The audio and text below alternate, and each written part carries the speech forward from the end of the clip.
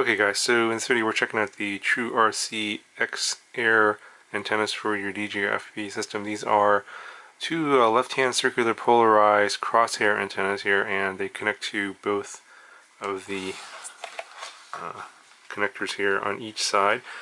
So they don't come as a set, you have to buy them separately. So I think they're about $60–70 each, depending upon where you get them at. I'll have some links down in the description if you're interested in these. But these are, I think, going to be mainly for those of you guys that want to go really far. So this is not really for something that I'm going to be getting a lot of usefulness out of. It's highly directional, so you're going to have to make sure that these are pointed very close to the beam of wherever you're flying to. So if you, so for example, the beam width is 120 degrees. For the 10 dB gain, and if you're outside of that, you get a lot of loss, and basically the signal drops off very quickly. And then to get the maximum gain or the maximum benefit from these antennas, you have to be within 68 degrees. It's a very narrow beam width for these crosshair antennas, but when you're within that beam width, you get the maximum reception and gain from these antennas. So if you're again, these are on your head, and if you are very steady with your head pointing it at your quad at a very far distance, you're going to get very, very good reception. There are some differing opinions out there. I'm going to show you my flights. You guys can come up with your own opinions. I'll have the stock antennas. I'll have these antennas, the first two flights, and then you'll see the OSD information on the bottom of the screen. And then I'll have a couple of flights at higher power but going further away. And then I think one's going to be the DC-3, and then the other one is the Yixin VisWhoop. That's the Vista system, so you guys will get an idea of all the different systems. And you can come up with your own opinion as to whether or not the video quality, latency, bit rate are those things you're looking for in terms of this versus just the stock setup. For me, I think for the cost, the stock antennas are just fine because I don't really fly that far away. But I think for those of you guys that are interested in super long range distance, or maybe getting a lot of penetration, and so trying to get video behind some certain objects, for example, these might be useful for you. But again, they are pretty expensive. So I have another video I did about 2 or 3 weeks ago on some different antennas from this company called Maple Wireless. They're just basically patch antennas. And you can kind of compare what these are like to those, because I think those come in a set of 4 antennas for about the price of one of these. So this is basically about double the cost. Not so sure if you could double the performance, but again, these are highly regarded in the community. I think a lot of people have a positive opinion about these, but I think it is quite on the expensive side. But if you are looking for the best or close to the best in terms of antenna performance, these are probably going to be it for the DJI FPV system. If there are other antennas out there that you think are better than these, I would like to know down in the comments, and also what their cost, because I kind of want to get an idea what the cost benefit is here, because these are probably the most expensive antennas for your DJI FPV system. But if you're in a specific niche where you need that kind of performance, then yeah, these are definitely something you might want to check out, because I think the performance is going to be better for you over the stock antennas if you're flying, say, beyond 1 kilometer or 2. So, I don't do that kind of flying, so I can't really say anything about that. But it does seem like at lower power, there is a noticeable performance difference. Anyway, so I'm going to go and show you the flights. It's going to be 4 of them, so this is going to be a pretty long video. You should probably watch all of them and get an idea of the the latency and bitrate numbers are the kind of things you're looking for. Anyway, here's all the flight footage.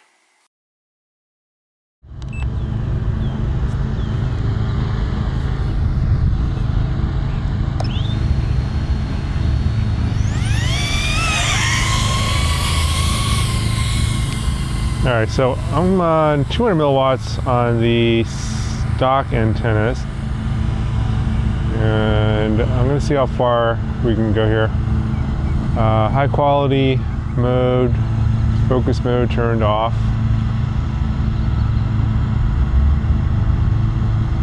I did a similar test here on 25 milliwatts on those Maple Wireless patch antennas.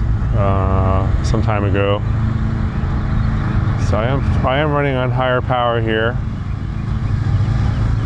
I'll overlay the latency numbers and everything here, so we can see if there's any difference. I'm already red here on the control. The picture is pretty good, but I have 1 bar down here, even on 25 milliwatts. Let's see if we go up a little higher.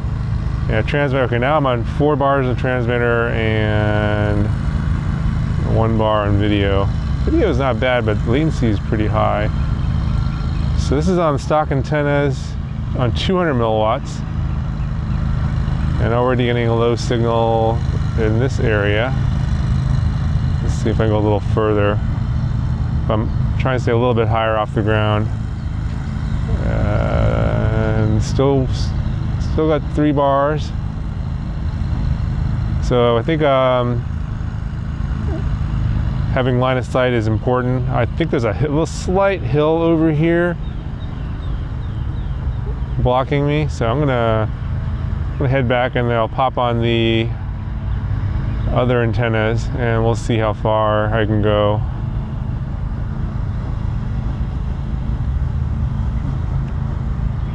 Yeah, if I get lower to the ground, the image just gets a little bit more pixelated. Bitrate goes way down. I think there's a lot of this like trees and stuff here in the way, and that's a little bit of a hill right here. I think right here this is kind of blocking the signal a bit.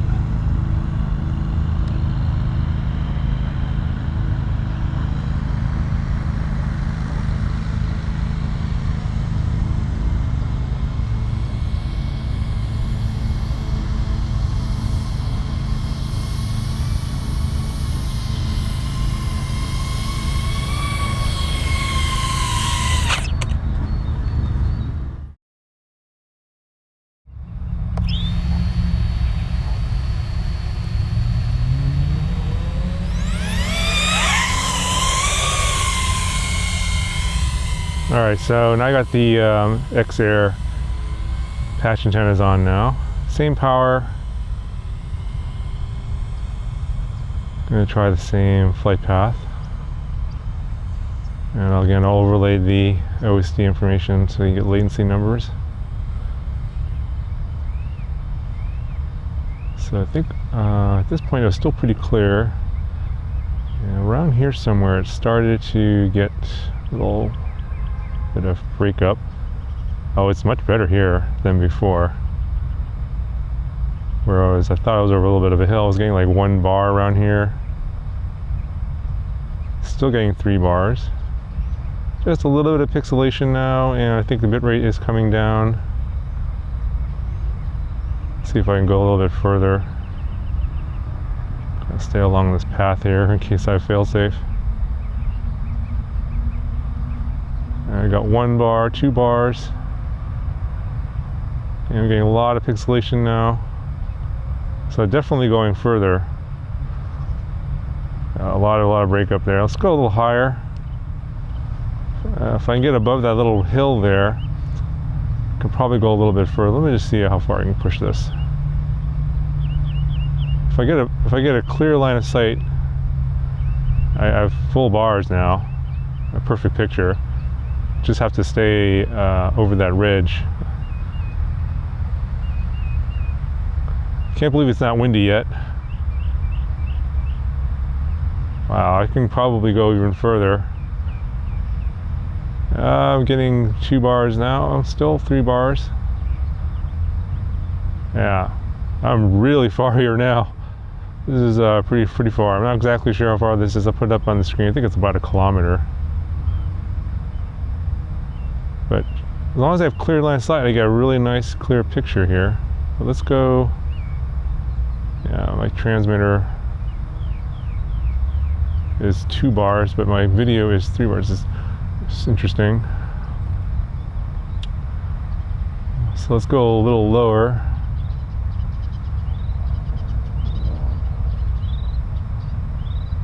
Oh, we got some dog walkers here.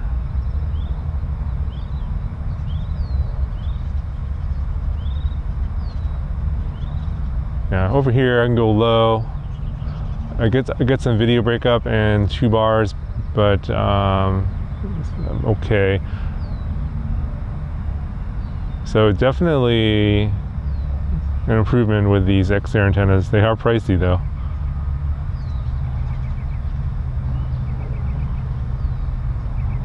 So this is something that I've heard from a lot of other people as well, so I'm not too surprised. I'm going to see how far I can go off axis here. It's a pretty wide beam. It's like 120 degrees, but if you get outside the beam angle of the patch antenna, I heard that you get a lot of signal degradation, but I'm way over to the left here and I'm still getting perfect picture. I'm not super far away though. Now I'm getting 2 bars over here. I'm way over to my left, way off axis. So yeah, as you go off axis, even though you're fairly close, you will suffer a signal loss.